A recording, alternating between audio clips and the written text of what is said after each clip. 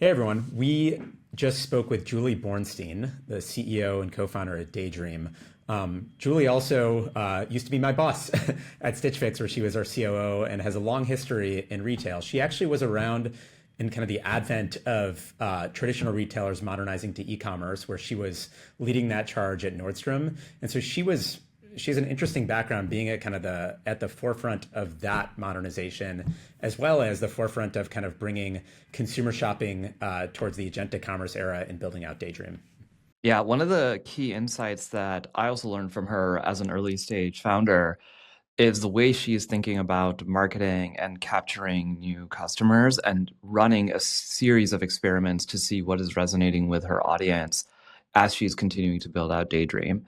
And so there's a bunch of nuggets for people, both on the retail side and on the marketing side, that I'm sure we'll enjoy. All right, Julie, it is fun to be speaking with you in this context. We've been friends for quite a while now, ever since you brought me on at Stitch Fix. I've long considered you to be one of the strongest leaders in retail and fashion and commerce. You've always been ahead of your curve throughout your career. So dating back to leading e-commerce at Nordstrom back in 2000 to then leading digital at Sephora in '07. And then when we worked together as CEO of Stitch Fix, founding the Yes, which eventually sold to Pinterest, and now building for the future of agentic commerce at Daydream over the past 2 years. And so I would say it's rare to have someone as steeped in both traditional retail and AI as you. And today we're excited to explore that intersection. So thanks for joining. My pleasure. So maybe I'll kick it off, dating way back to your time at Nordstrom.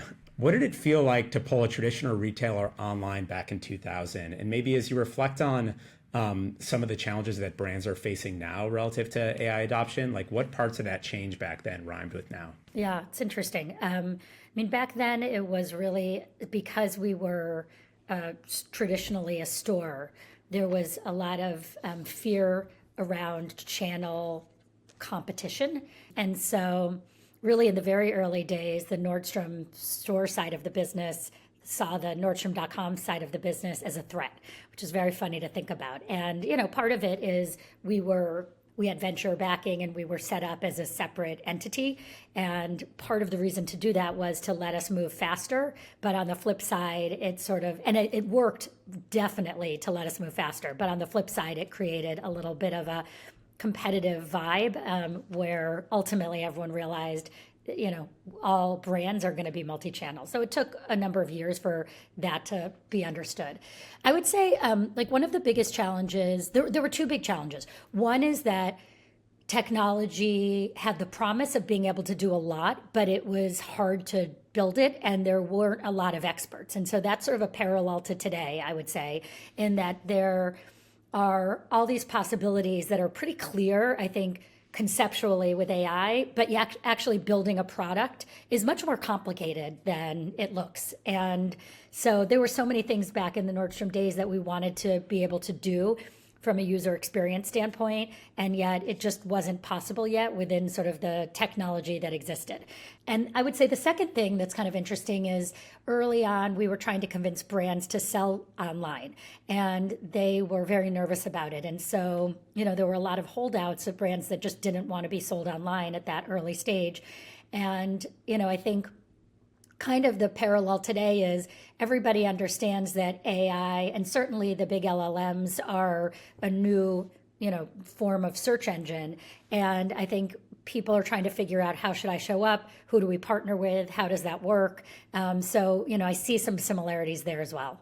Yeah, maybe just to elaborate on that. So it seems to me that there's a spectrum in terms of how big merchants and retailers are thinking about this, some being totally dismissive to some kind of jumping all in and maybe being like too willing to kind of, give up the farm almost like too early. Like, what are some of the mistakes you're seeing leaders make today that rhyme with what you saw back then? I think we're still so early on that a lot of people are really trying to figure out what they should be doing. I think that there's some that are experimenting and some that are waiting to sort of see where things net out. And I guess the thing that I would say is probably a mistake is to wait too long, because I think that you want to be experimenting enough that you understand how to think about your own future roadmap. So all of these businesses have these roadmaps around sort of technical upgrades that they want to make or user experiences they want to build. And being able to think about how AI is going to change the way consumers are interacting.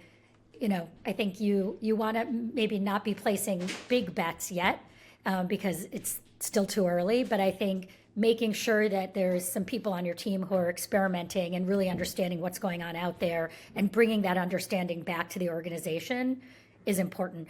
It actually reminds me of when mobile became a thing. And I remember I was at Sephora, and it was, at the time we called it mobile app and mobile WAP, and WAP was web. And I remember everyone, this was in like 2008, early 2009, and everyone was like, what are the differences? What do they mean? Like, what should we be thinking about? And I think there was a lot of confusion. And so one of the roles that I played internally was to sort of explain the landscape and make sure that everyone at the management level really understood what was happening. And of course, AI is changing much faster than mobile did. It was more just sort of understanding it and then building it. But I do think that it's important to have someone in the organization who understands and can translate what's happening technically to your business. So one of the things that I'm really curious about as you're talking about the experimentation culture and experimentation velocity of the early adopter brands in conjunction with this role or this person who is inside the organization is how do you see, or what does the DNA look like of a company that adopts at the right velocity to take advantage of these new technology adoption curves? Is it an organizational DNA thing where you have the wherewithal to actually know that I need to assign someone to actually pay attention to this and bring it into the organization? Is it an executive that has to sponsor bringing in this new technology into the organization?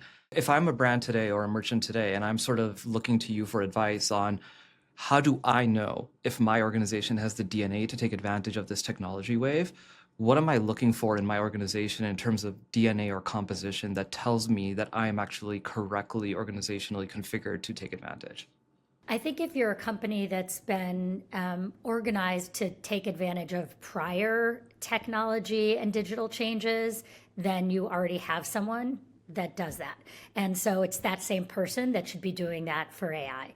And if you don't have anyone in the organization that serves in that role, you're probably behind anyway, because you don't have someone who's actually championing sort of how to keep your business sort of modern and leveraging technology and its capabilities. So my gut is that for any organization that already has someone at an executive level that's thinking about the digital landscape, that's the person you want.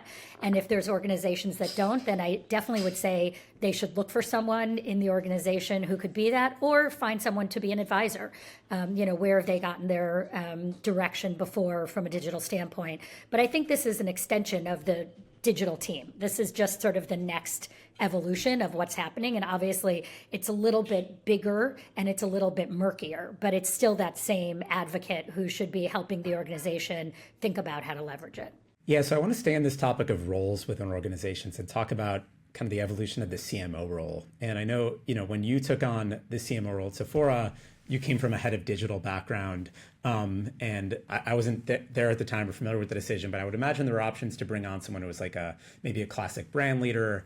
And now, like, if you look at what's happening now, at least in our circles, like there's a bunch of product leaders who are getting vaulted into senior marketing roles who don't necessarily have a marketing foundation, which I think can be very good. But also there's like some challenges to that. So maybe talk about Sephora first, then you could generalize, like what would Sephora have missed if a classic brand leader had taken that seat? And then maybe as you're observing today, kind of these types of marketing leaders getting catapulted, like what are some watch outs that you have?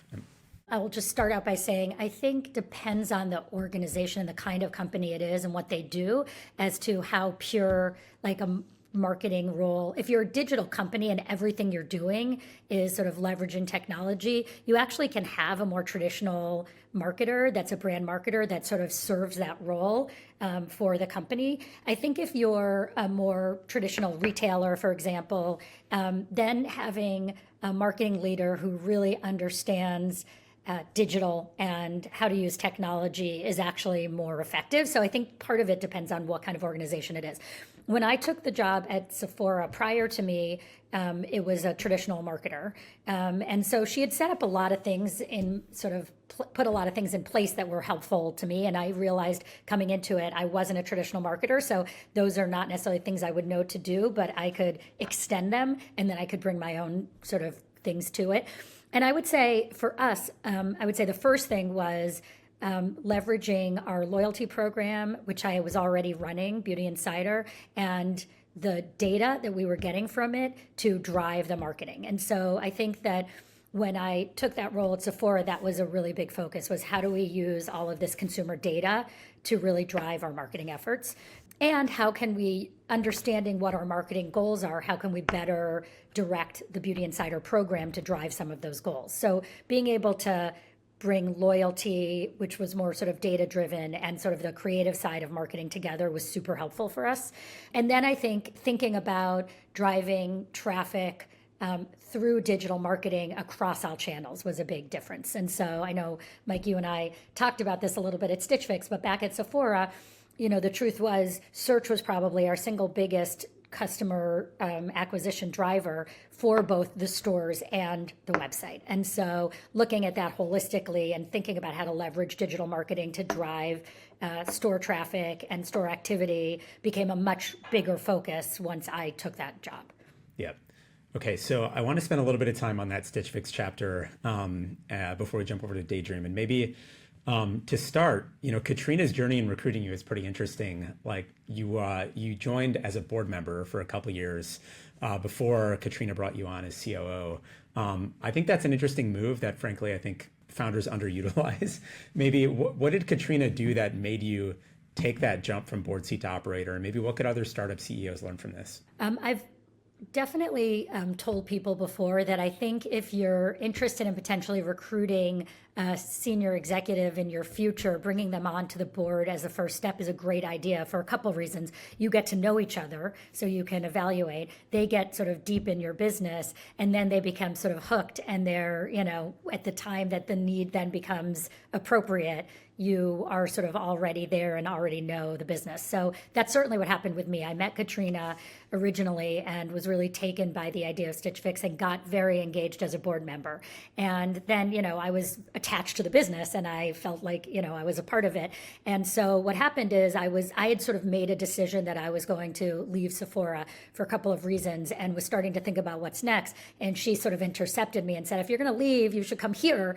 And so we started to talk about what that would look like. And that's how it ended up happening. And, I would say when I made that move, some people around me said, what are you doing? Why are you going to a startup when you have this great job at Sephora? But I knew enough about that business that I knew what I was signing up for. It didn't feel nearly as scary as if I were just joining, a startup that I had met with a few times. So I think it sort of helped both ways. I'll speak for myself and all of us at the company when I was there, like very, very grateful to have had you at the helm. And when I joined, you were actually in the CEO slot. Kat was on maternity leave, and you did amazing things for that business. And I think there are parallels between kind of what Stitch Fix envisioned and kind of being more of a, I guess a competitor to traditional shopping, and maybe what we're seeing right now with some agentic commerce. And so I want to spend a minute on that. And one particular question there, so Stitch Fix they were pioneering a new way to shop. And the DNA mix within the company, at least in my time there, was this really interesting kind of blend that of two kind of like cultures that I didn't really see kind of meld, or I would not have expected they would have melded. One was like a hardcore Netflix data science DNA and machine learning, and the other was traditional, more Gap merchandising and retail. How do you think about, so as we're now kind of entering a new wave of AI-assisted commerce, the value of having kind of traditional retail shops there with maybe more forward-thinking kind of like AI DNA? Is there anything you learned from Stitch Fix that actually helps you think about your ideal composition within Daydream or more broadly?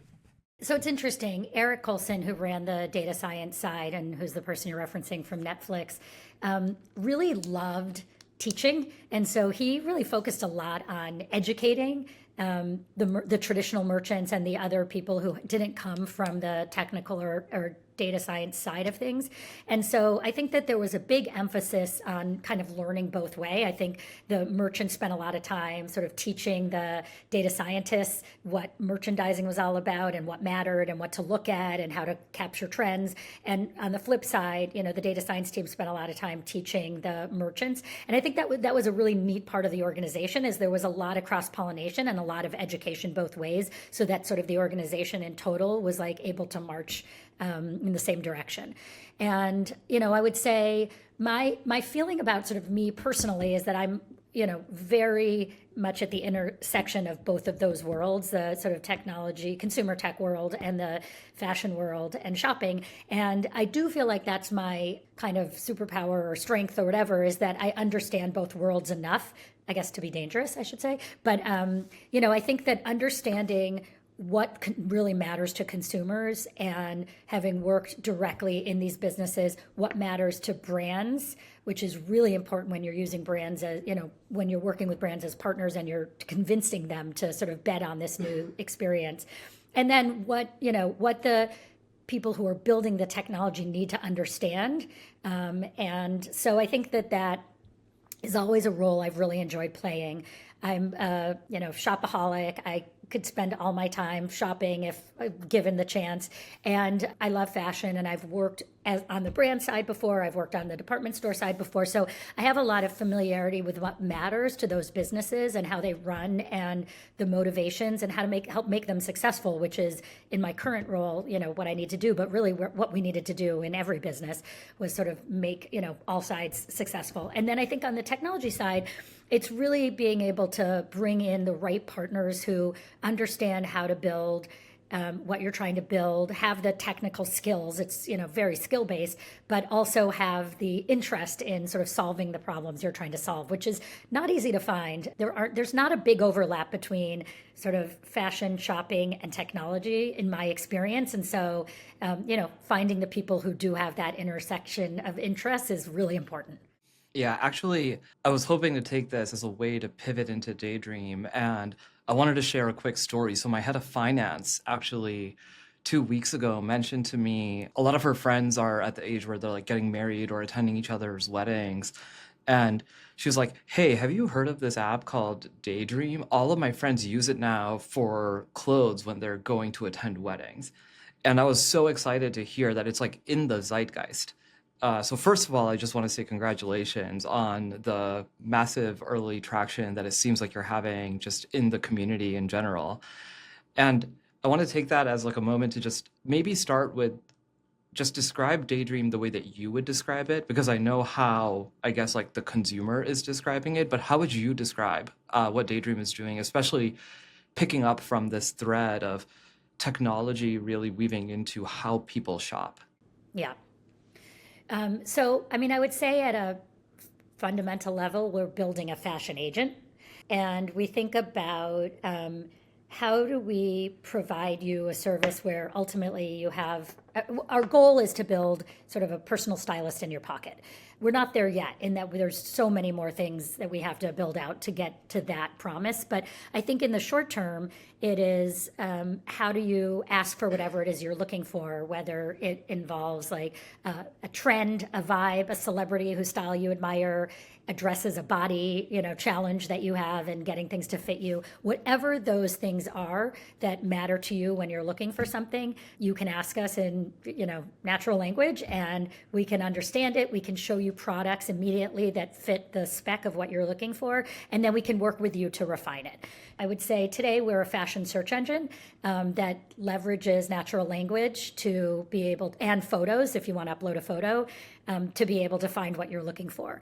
And the second piece of that is that we work with thousands of brands and retailers so that we have a very, very broad selection, and it's growing every week. We bring on new partners every week. It's very hard to, when you're trying to help someone find something that's relevant for them and that meets sort of their personal style, budget, etc., to have a huge catalog without some form of personalization. So obviously that's a piece of what we're working on. But on the flip side, it's very hard to do personalization unless you have a huge catalog. And that's something that Mike and I learned at Stitch Fix. We had a more limited catalog because we owned the inventory there. And so it was a very different business model. And so you could sort of find the segment of consumer for whom that inventory was a good fit. But in a world where you're trying to serve a very broad set, you need, the widest possible selection. Yeah, and as a fellow founder, like when I hear that you have like taken on the challenge of sort of building both sides at the same time, right? So you're building the sort of merchant side and the consumer side at the same time, and decided to build this whole entire end-to-end experience versus what our company does, for example, which is just quote normal SaaS, right? For just the merchant side or sort of just the consumer side. What drove you to build this full end-to-end product that serves both sides? What did you feel was like so needed that led you to the full experience as opposed to just serving one side or the other? So really, we're trying to solve the problem for the consumer. And in order to do that, we knew that we needed a very big catalog. And having been in this space for most of my life, I'm as motivated by making the brands and the retailers, business better as I am by creating a great consumer experience. So sort of this idea of sitting in the middle between them felt very natural. But interestingly, at the Yes, we actually were trying to solve discovery through purchase. So at my last startup and at this company, we've decided not to tackle checkout. So we don't have a single basket. We are really sort of more like a Google Shopping, where we help, although our results are way better than Google Shopping's, and our catalog is much cleaner, which makes the Google Shopping very challenging in fashion. And so we are doing everything from sort of exploring, having this big catalog to explore, to then help you narrow in and find what you want. And then you click out to go make the purchase on the site of the brand or retailer. So our learning from the Yes was that last step actually is very tricky technically and is not a huge value add. Checkout's pretty quick on most sites. Not to say that we won't look for opportunities to do agentic checkout in the future. We definitely will, but that is a space that's still under development. And so over time, we can probably have an agent check out for you. But for the time being, we sort of decided we're really going to focus on search and discovery.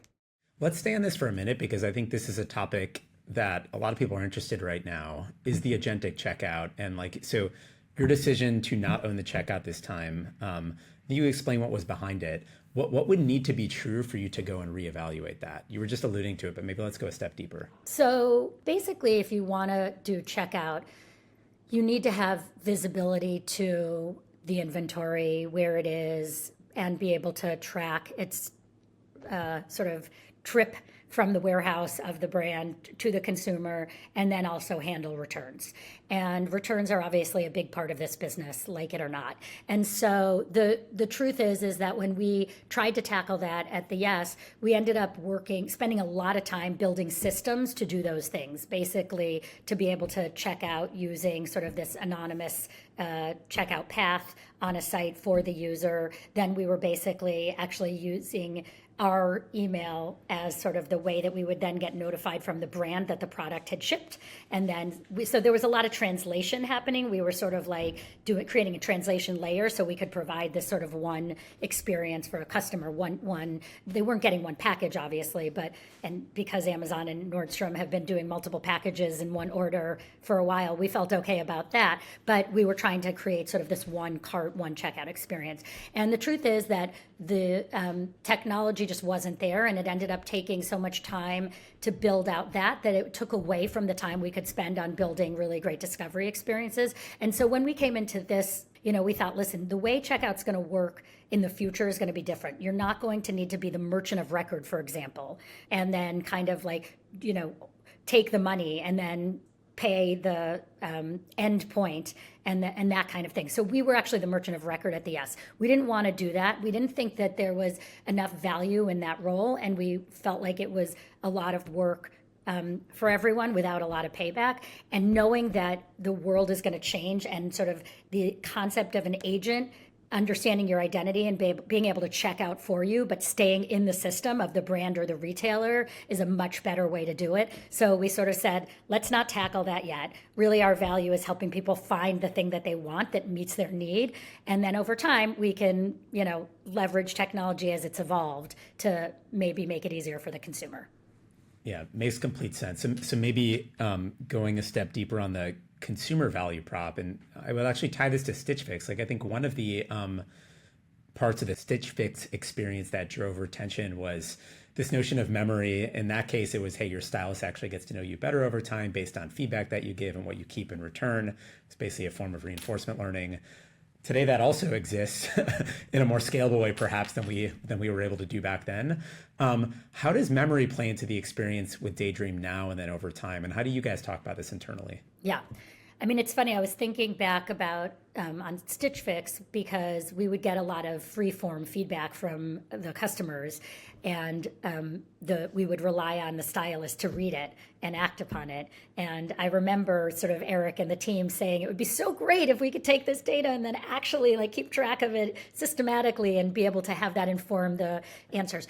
And I don't know if they're doing that today or not, but hopefully they are, because that's what can be done that couldn't be done back then, right? So I think for us, memory is everything. I mean, being able to follow a customer along and see what they're doing and be able to learn from that and give them better results over time is hugely valuable. And so we're in the very early days of it right now.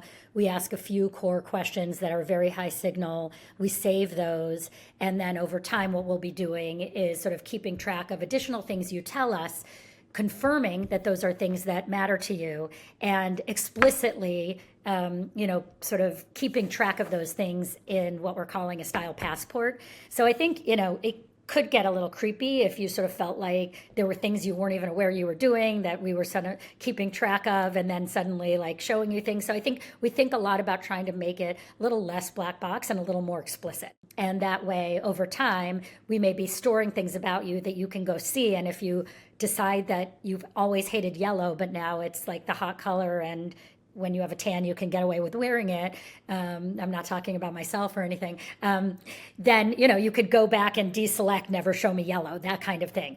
I think the other nice thing is you don't even need to select or deselect. In our world, the way we're going, you can just tell the agent in your next conversation, hey, I'm into yellow these days. Can you show me, some cute yellow tops or whatever it is? And so I think, we're at the very beginning of this exciting piece of what we're building, where the agent really gets to know you, and it can not just know you from your past, but it can update its, knowledge of you anytime you want to share new information. So I was very curious also because, again, of this story that I was sharing about my head of finance. The memory side makes a lot of sense to me. When you're thinking about what is the onboarding experience for a new consumer, it appears, and I don't know if this is part of the intention, but given sort of some of the fashion focus, that a lot of events sort of drive new customers to come on. So the way that it worked in this person's case is that they were in a text group, and then everybody was saying, hey, you got to go to Daydream, and they were sort of teaching each other how to use it to get sort of dresses for this wedding that they were all going to. How do you think about what is the ideal onboarding experience for a new customer or a new consumer in this new world? I think about my first time onboarding with ChatGPT. It was a little bit fun in the beginning, and then I kind of didn't do anything for 4 months. But that doesn't seem to be the case with you guys. It in fact seems to be the case that you onboard, and actually the first set of things that happens is a lot of shopping. And so, whereas a lot of AI does not work that way. It's it's a toy, then you don't do anything, and then you show up 6 months later and you're like, oh, what do you know? Now this actually works. So how do you think about that onboarding of the consumer experience? Yeah, it's a good question. I mean, I think one of the things I felt really adamant about is that from the very first sort of query or prompt you give, we start to show you products, because with fashion in particular, it's very hard to just use words to describe, and you really need to start to see products, and then you can get ideas. And one of the things we've built into the product is the ability to if you land on, a grid with a bunch of products and you see one that's closer to what you want, you can, what we call pivot off of that product. So you can say, oh, I like this. This is close to what I want, but I want it like a little less low cut, or, I want it in red. And so I think that we know that in fashion and shopping, there's sort of this blend of image and text that sort of go together to help you refine what you want. So I would say the first thing is just getting people right into the shopping path. And not, one of the things that we've talked about is you could ask a lot more questions to get better first set of results. But the truth is, I think you sort of just need to get going, and then it helps people figure out a little bit more of what they want. So I would say that's kind of the way to get them engaged and playing right away and seeing the value of the product so they know, oh, I could come back for the future. But I think in terms of like the sort of way that we both acquire customers, they hear about us, and what that first time experience is, we're like in such early days. We're doing a ton of experimentation around that, because I think that your story about your finance woman is awesome to hear and is music to my ears. But I think that the other thing is they've all gone to their wedding.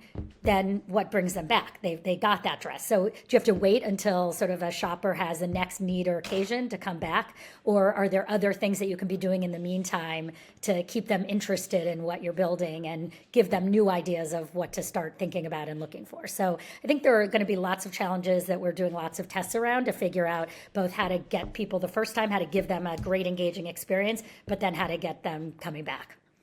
So there's this other trend that seems to be happening with AI products where like people pour their life stories into AI agents.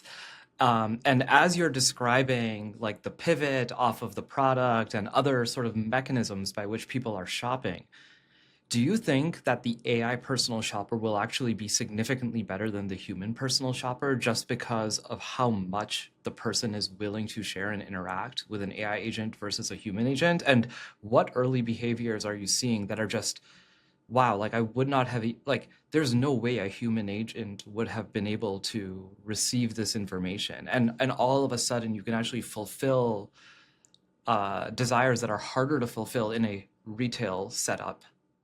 Yeah.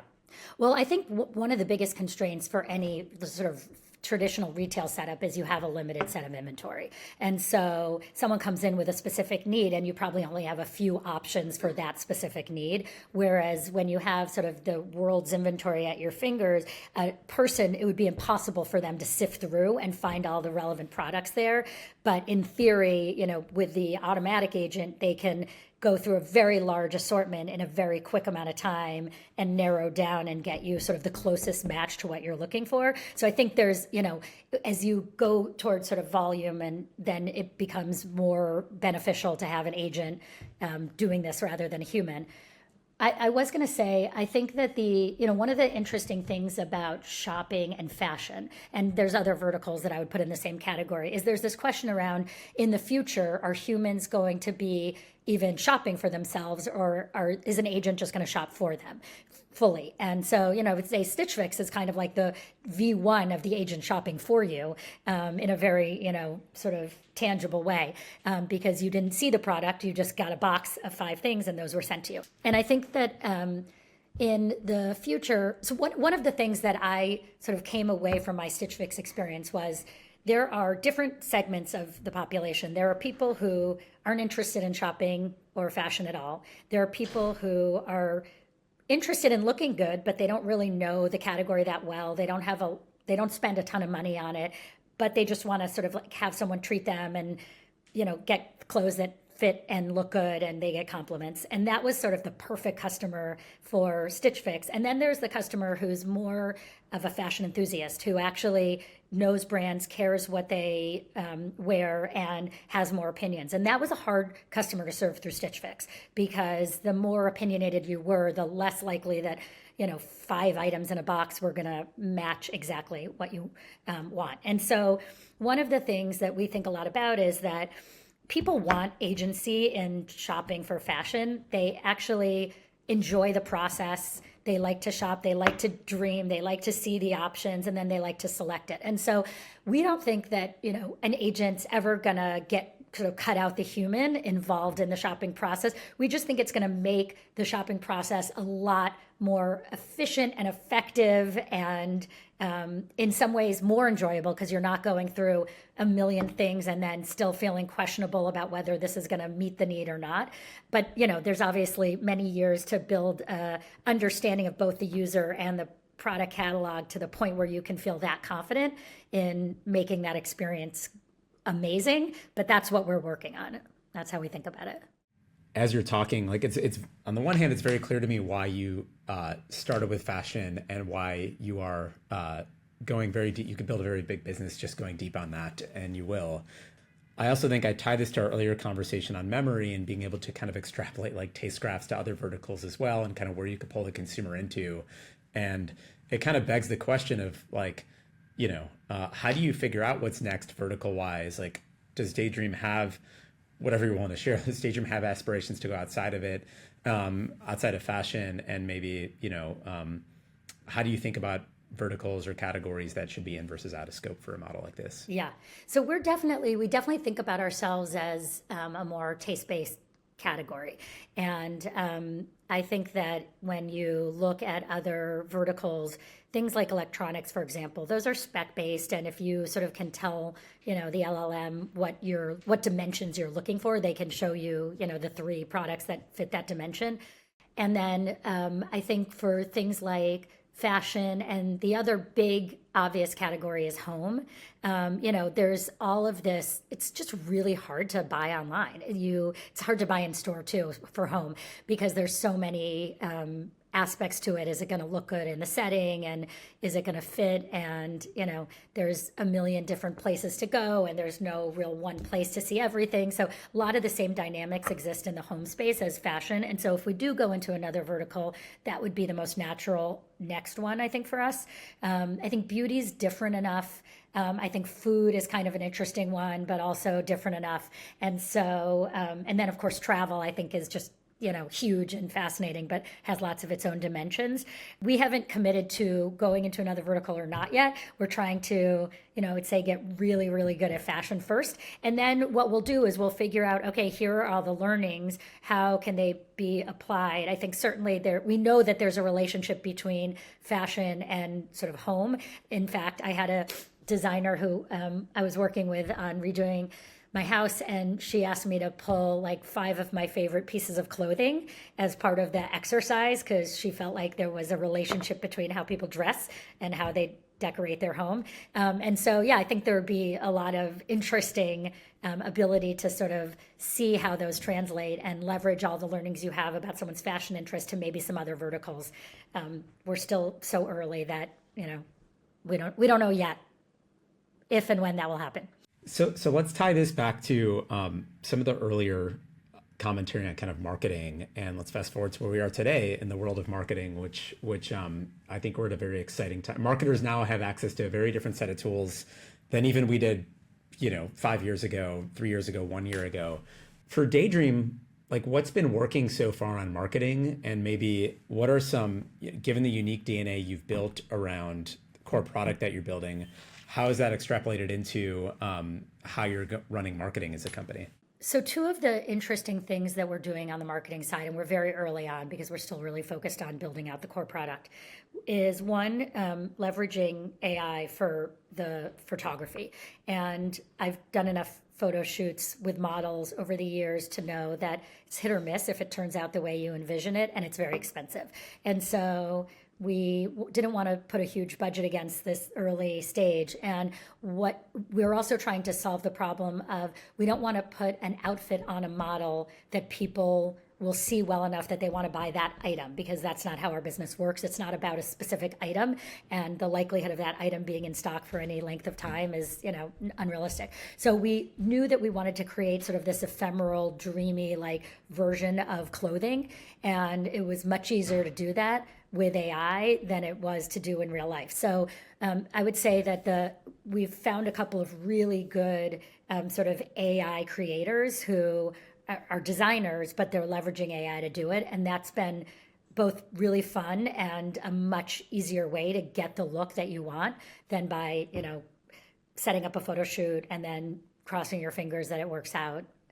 The second place that we've been using, doing a lot of experimentation is actually in TikTok. And while our target customer is more millennial than Gen Z, I would say both millennials and Gen Z are on TikTok. And mostly what we're trying to do is really figure out signal, what hooks actually appeal to people and drive them to discovery and, check us out. And so we've been testing just tons of different creative messaging and angles in to try and learn quickly what we think will, as the product evolves, what will drive consumers in and, using those both to think about what is the marketing message and even what is the product evolution. Like if we test out something that's around, I'll give you a recent example around celebrities and celebrity style. And so, celebrity style was not a core part of our initial product, but we know that there's a lot of interest in that. And so that's given us signal both on what drives people in and kind of what to build out, because we know there's a lot of interest in, asking to look like Bella Hadid or, some other celebrity from a style perspective. When you think about a channel like TikTok and all of these different creative angles, we actually just had a conversation with Sam Ross, who also thinks about like a lot of sort of like consumer marketing and like interesting angles and different messages to attract people. And like one of the things that he said, he was talking about it in the context of like approaches that he now takes to B2B marketing. And he says like you should be unafraid to use paid as the mechanism to drive that engagement. I was wondering, a lot of this content that you're building, are you doing mostly organic? Are you doing organic and paid? How do you think about the allocation within the given channel and the diversity of the different types of creative? Like, what are the different points of measurement in that journey from the creative onward that you're looking at?